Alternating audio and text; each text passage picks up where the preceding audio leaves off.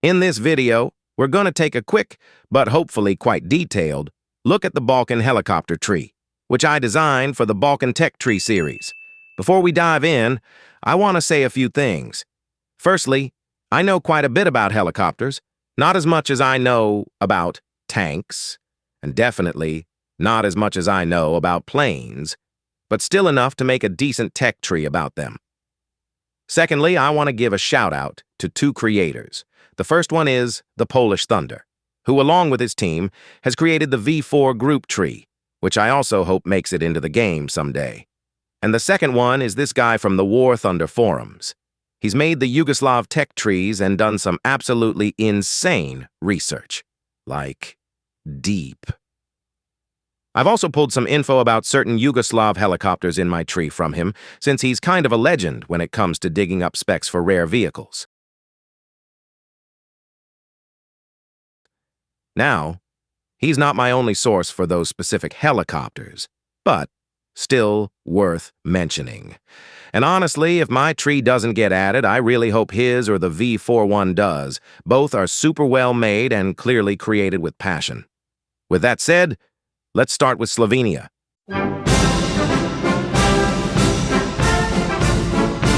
The only helicopter Slovenia would bring is the Bell 412, a classic utility helicopter with light attack abilities.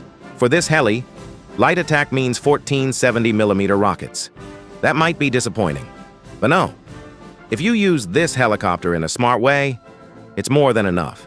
It can also, in classic Huey fashion, carry a 7.62mm door-mounted machine gun. Next up is Croatia.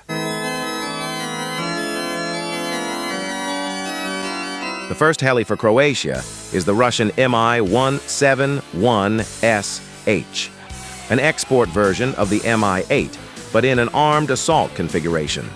Now, these helicopters can carry the Sturm V anti-tank guided missiles, but after a lot of research, I found out in an old Croatian article that these helicopters got the missile guidance systems removed before they were delivered to Croatia, meaning that they only carry S-8 rockets and door-mounted machine guns. Croatia received these Russian helicopters in the 2000s in a deal that would pay off a Russian debt. These are also upgraded with flares, additional cockpit armor, another cargo ramp, rocket launchers, night vision, and door gunner posts. The next helicopter is more of a gunship, the Mi-24V.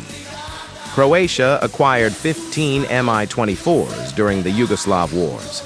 Their armament consisted of 150 cal, 4 torpedoes, up to 8 Sturm missiles, up to 80 S-8 rockets, or 4 very heavy rockets, up to 1 ton of bombs, and as in usual Mi-24 fashion, they could also gunshipify these helicopters with up to 4 23mm cannon pods. These helicopters also carried almost 200 flares. The last helicopter for Croatia would be the OH-58D. These were received in 2016 and can be armed with machine guns, rocket pods, and up to 4 Hellfire missiles. But note that this helicopter isn't only used for attack. It's also used as a day and night reconnaissance helicopter. But you might wonder what the blue snowball microphone-looking ball thingy is on top of the rotors? Well, it's a mass-mounted sight, or MMS. It houses a variety of sensors, including a television camera for daylight, infrared for night vision, and a laser rangefinder and designator. This allows the OH-58D to operate effectively in a reconnaissance, target acquisition, and designation role, even while partially obscured by terrain, meaning it can peek up behind mountaintops without exposing the whole helicopter.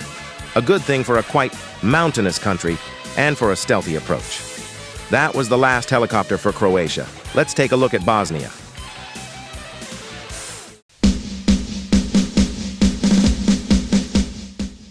The first helicopter they would bring is the attack-configured Mi-8 MTV. Despite the fact that they're mostly used for humanitarian purposes and transport, they could still be armed. It would bring a good selection of armament, consisting of S-8 rockets, S-5 rockets, light bombs, and cannon pods. The next helicopter is a squadron helicopter at 8.7. This unit, along with a few more, were captured by Bosnian forces and are currently in storage. The Gamma one is a Yugoslav-built attack version of the classic Gazelle helicopter. Since they were Yugoslav, they carried 4 Malyutka or 2 Strela missiles, but it could also carry rockets and gun pods. And if you're wondering what GAMA stands for, it is an acronym for Gazelle, the helicopter name, and Malyutka, the missiles it can carry. And speaking of Yugoslav helicopters, that was all for Bosnia. Let's check out Yugoslavia. And I just want to say here, if you want to check out, ask questions, or suggest new vehicles to the Balkan Tech Tree, you're free to do that in my Discord, where I have allocated a special section dedicated to the Balkan Tech Trees, where you also can share your own custom tech trees.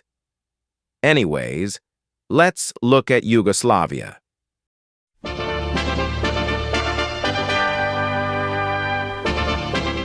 The first Yugoslav heli would be the S-55, a Yugoslav license-built Westland WS-55. Now, this is a very slow and goofy-looking helicopter. It carried 4 Malyutka missiles, or very few rockets, thus the BR.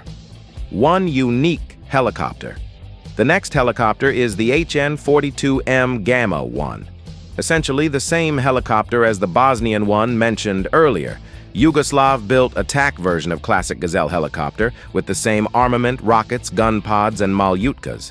That was it for Yugoslavia, although there are 1 or 2 more helis you could add. These are the most important. Montenegro is next up.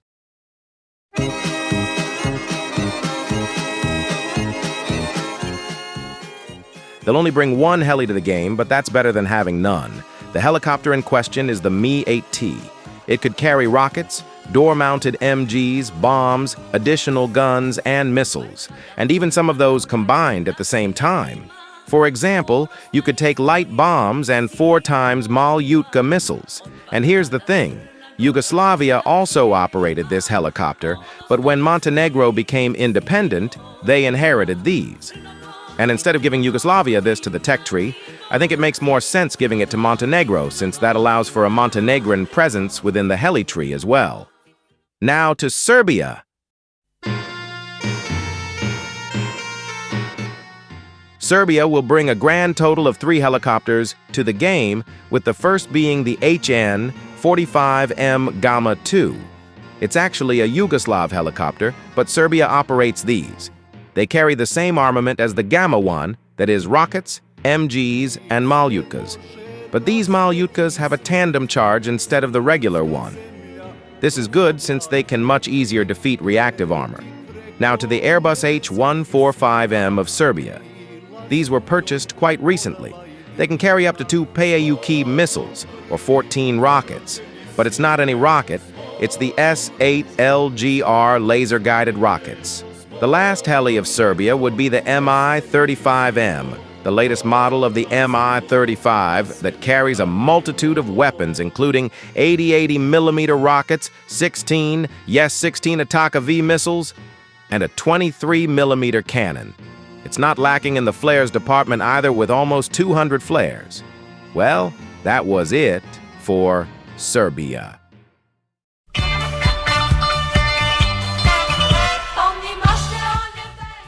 Now to the first non-ex-Yugoslav country.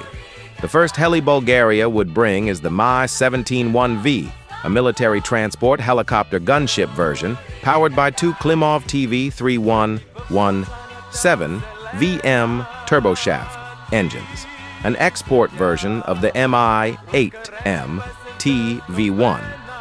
Now, Bulgarian Mi-17 very rarely carried any weapons and were usually used as transport helicopters. But when they carried weapons, it would be the classic S-80 rocket pods. So I'm a bit unsure if this actually is realistic to add, but I'll leave the Mi-17 there as a placeholder. And you, the viewers, get to decide by voting in the Discord servers section I showed before. The last Bulgarian helicopter would be the Mi-24D. The Mi-24D is actually used as an attack helicopter, unlike the Mi-17. Did you know that the Mi-24D is the heaviest helicopter by gross weight in war thunder? Now you know. Anyways, the Bulgarian Mi-24 carries both lighter and very heavy rockets, guns, 4 Falanga missiles, and bombs. It also carries a primary gun with a caliber of 12.7 millimeters. That was it for Bulgaria. Next is a very good friend to Bulgaria, Macedonia.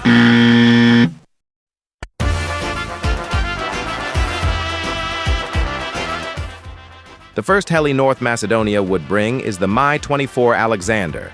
Why not just a regular Mi-24, you might ask? Well, these Mi-24s called Alexander were sent to Elbit for upgrades. The Mi-24 Alexander, after the upgrades, featured night vision compatibility, a modern avionics suite, HUD integration and laser targeting systems, NATO standard communication equipment, IR illumination, chaff and flare dispensers, and stabilized sensor turrets. The final vehicle for Macedonia would be the Huey, the classic Vietnam helicopter which Macedonia received 2 of from Greece. They were in active service from 2001 to 2009. The Huey could carry 14 70mm Hydra rockets. This copter would be a premium. That's it for Macedonia. Let's take a look at the final nation, Greece.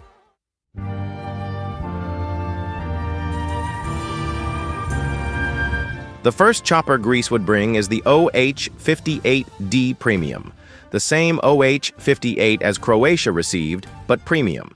Greece currently has the majority of the OH-58D in storage and for spare parts. But outside of the storage hangar sits the OH-58D upgraded and in service.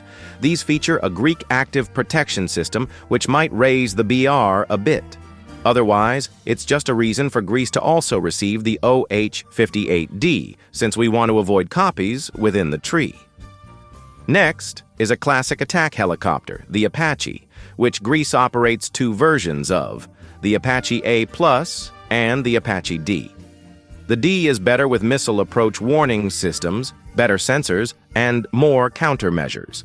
The A version has been upgraded by Israel and is now considered a plus.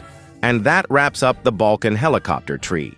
From Slovenia's light utility choppers to Greece's high-tech Apaches, I think this tree shows just how diverse and interesting the region's rotary aviation really is. Whether or not this ever makes it into the game, I hope it gave you some insight or inspiration. If you've got feedback, found a mistake, or want to suggest your own vehicles, join the Discord. There's a whole section dedicated to the Balkan tech trees where we discuss, vote, and improve these concepts together. And hey, if you enjoyed the video or found it useful, drop a like and consider subscribing for more content like this. I cover everything from concepts and history to tutorials and educational content, and your support keeps it all going. Thanks for watching. See you in the next one.